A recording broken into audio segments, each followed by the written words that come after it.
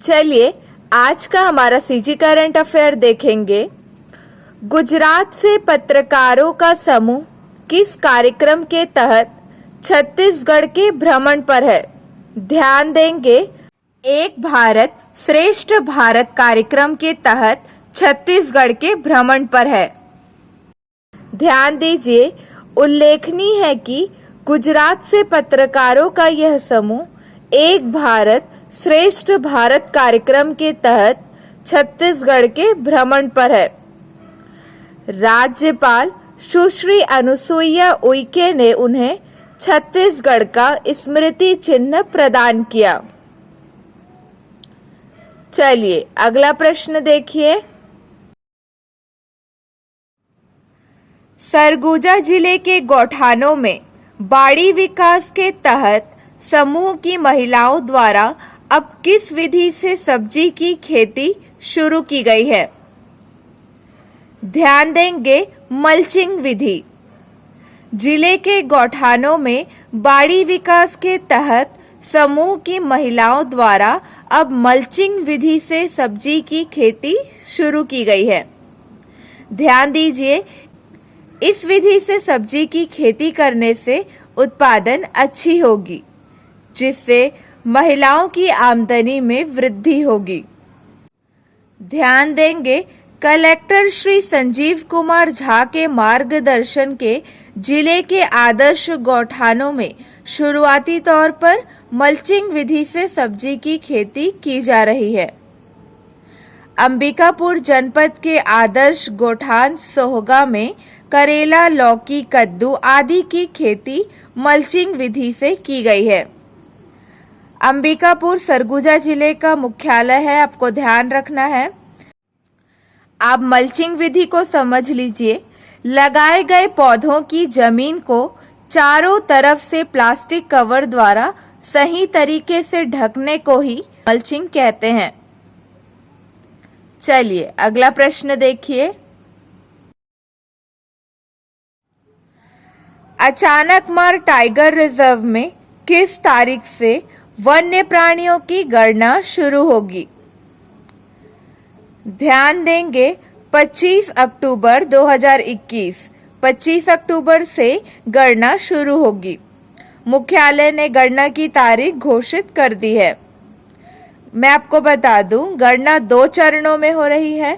पहले चरण में 25 से 1 नवंबर तक, मतलब 25 अक्टूबर से 1 नवंबर तक, और दूसरे चरण में 8 से 15 नवंबर तक वनकर्मी जंगल के अंदर घूमेगा।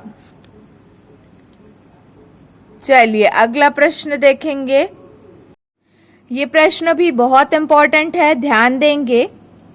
साहित्यकार सुशील सरित को संस्थाशील साहित्य परिषद जांजगीर छत्तीसगढ़ ने किस उपन्यास के लिए गद्य श्री सम्मान से सम्मानित किया? प्रश्न पर ध्यान देंगे। शील साहित्य परिषद ने किस उपन्यास के लिए गद्य श्री सम्मान से सम्मानित किया? उपन्यास मीरा के लिए सम्मानित किया। ध्यान देंगे, प्रथम सम्मान समारोह में उनके चर्चित उपन्यास मीरा के लिए गद्य श्री सम्मान से सम्मानित किया। यह समारोह शरद पूर्णिमा के अवसर पर जांजगीर के दीवान सभागार में संपन्न हुआ। सम्मान के रूप में 5,000 रुपए, प्रशस्ति पत्र व अंग वस्त्र आदि प्रदान किए गए।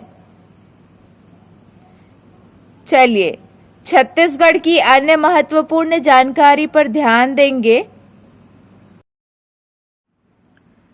देखिए, अभी हमने पहले वाले क्वेश्चन में सरगुजा जिले की बात की थी मल्चिंग विधि को लेकर।